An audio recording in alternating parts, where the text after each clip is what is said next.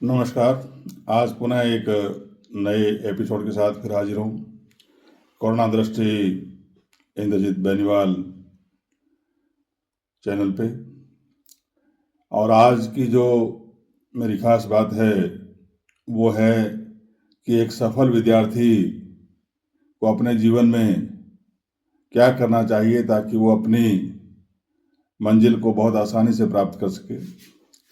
इस संदर्भ में मेरा जो अनुभव है वो बहुत ही स्पष्ट है कि विद्यार्थी जीवन या पढ़ाई किसी एक मंजिल के लिए नहीं है, बल्कि ये एक लंबी यात्रा है। अध्ययन कभी समाप्त नहीं होता, उसका कोई अंत नहीं है। ज्ञान अनंत है और जितनी हमारी उम्र है या जितने साल हम पढ़ते हैं उसमें जितना भी हमने कुछ प्राप्त कर लिया है वो पर्याप्त नहीं है। हर रोज़ नई चीज़ हमें सीखनी चाहिए, सीखने को मिलती भी है और उसको हमें आत्मसात भी करना चाहिए। एक अच्छा विद्यार्थी बनने के लिए या एक अच्छा कैरियर बनाने के लिए हमें अपने जीवन में किस प्रकार से हम तैयारी करें या अपने अंदर कौन सी आदत डालें जिसके जरिए हम एक बहुत ही सफल और एक अच्छे करियर को बनाने में अपना जो समय है उसका सही सदुपयोग कर सकें। इस बारे में आज हम चर्चा करेंगे।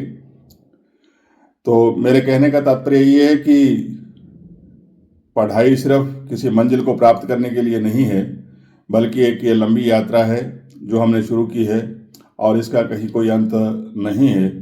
लेकिन फिर भी एक विद्यार्थी के जीवन में जिस क्षेत्र में हम जाना चाहते हैं, चाहे हम राजनीतिक क्षेत्र में जाना चाहते हैं, चाहे हम इंजीनियर में जाना चाहते हैं, चाहे हम डॉक्टर बनना चाहते हैं, चाहे हम अन्य किसी फील्ड में जाना चाहते हैं, उस संदर्भ में एक विद्यार्थी को क्या करना चाहिए और क्या नहीं करना चाहिए, इसी पर आज हम चर्चा कर रहे हैं।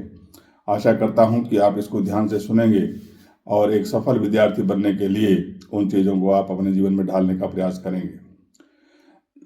विद्यार्थी में 5 गुण अवश्य होने चाहिए। संस्कृत के अंदर एक दोहा है, काग चेष्टा बको ध्यानम सवान निद्रा तथैव च अल्पाहारी गृह त्यागी विद्यार्थी 5 लक्षणम।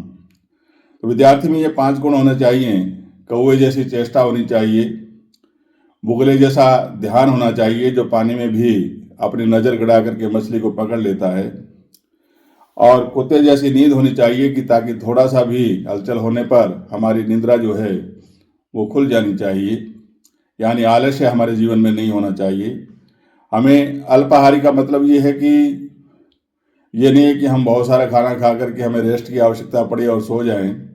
हालांकि 24 घंटे में से 6 या 7 घंटे नींद जरूरी है प्रत्येक इंसान के लिए, प्रत्येक, चाहे वो विद्यार्थी है, चाहे वो छोटा है, चाहे वो बड़ा है, प्रत्येक को हमें, जब तक हम पूरी निद्रा नहीं लेंगे तब तक हमारा जो मस्तिष्क है वो सही रूप से काम नहीं करेगा।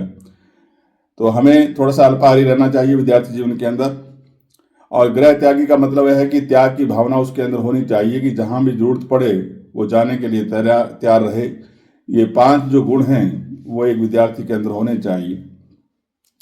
अगली बात अगर मैं करूं तो इस रूप में हम स्पष्ट रूप से मैं कह सकता हूं कि प्रत्येक विद्यार्थी को हमेशा एक आत्म सुधार की आवश्यकता होती है। जब तक वो अपनी आत्मा का सुधार नहीं करेगा, यानी आत्मनिर्भर बनने की कोशिश नहीं करेगा, तब तक वो आगे बढ़ने के लायक नहीं बन पाएगा या नहीं, अपने आप को नहीं बना पाएगा। तो प्रत्येक विद्यार्थी को आत्म सुधार की आवश्यकता है और उस संदर्भ में उसको कार्य करना चाहिए। दूसरी बात है कि हमें दिशाहीन नहीं होना है, हमें अपने लक्ष्य को तय करना है और उस लक्ष्य को तय करने के बाद हमें उस पर आगे बढ़ना है। तीसरी जो बात करें, हमारी जो आदतें हैं उनको हमें बदलना होगा, हमें अनुशासित होना होगा। जब तक हम अनुशासित नहीं होंगे तब तक हमारे जीवन में या किसी भी क्षेत्र में, चाहे हम कक्ष में हैं, चाहे हम घर पे हैं, चाहे हम सड़क पे हैं, चाहे कहीं भी हैं, अगर आप अनुशासन में नहीं हैं तो तब तक आप अपने आप को सुधार नहीं पाएंगे।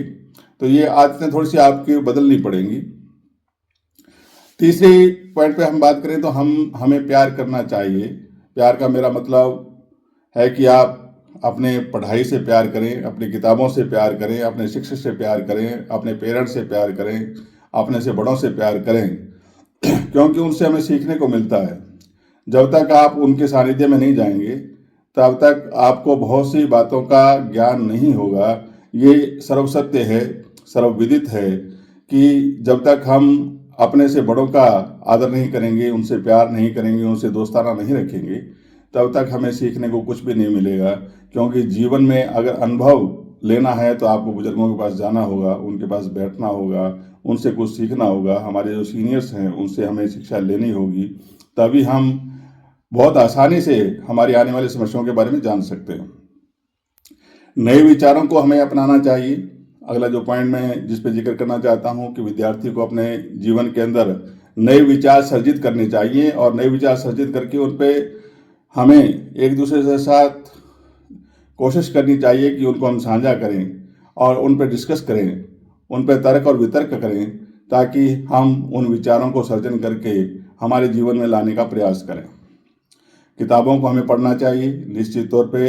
आज सोशल मीडिया हमें शॉर्टकट चाहिए, हम सोशल मीडिया पे जाते हैं, क्लिक करते हैं और उसी तरह से कोशिश करते हैं कि वहाँ से पढ़ लेंगे। लिखने का हमारा जो रवैया है वो दिन दिन कम होता जा रहा है। हम सोशल मीडिया का सहारा लेते हैं, उनसे सुनते हैं, सब कुछ करते हैं। तो हमें किताबें भी पढ़नी चाहिए।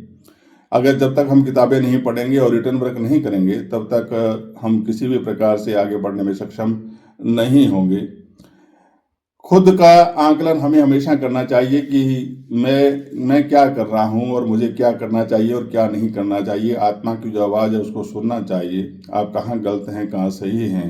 जहाँ आपको टोका जाता है, यानी संस्कार रूपी जहाँ ब्रेक आप पे लगाए जाते हैं, तो उन ब्रेकों का सही से इस्तेमाल आप कीजिए, तभी आप आगे बढ़ पाएंगे। और नज़रिया बदलें प्रत्येक चीज़ के बारे में, चाहे वो आपको समाज में दिखाई देती हैं, चाहे वो आपको कक्षा कक्ष में दिखाई देती हैं, चाहे किसी आपके दोस्त के अंदर दिखाई देती हैं। तो आप अपना नज़रिया बदलें, और नज़रिया जब तक नहीं बदलोगे, नज़रिया सकारात्मक होना चाहिए, नकारात्मक नहीं होना चाहिए। हम हर किसी के अंदर दोष नहीं निकालें, बल्कि ये देखें कि इसके अंदर गुण क्या है और उन गुणों को ग्रहण करने का हम प्रयास करें। तो निश्चित रूप से जो हमारा विद्यार्थी जीवन है उसको हम बहुत सफलतापूर्वक आगे बढ़ा सकते हैं और कोशिश कर सकते हैं कि जिस भी क्षेत्र में हम परीक्षा देंगे वो हमारे उसकी जो सफलता है वो हमारे कदम चूमेगी। और आशा करता हूँ कि मेरी ये बात आपको अच्छी लगी होगी।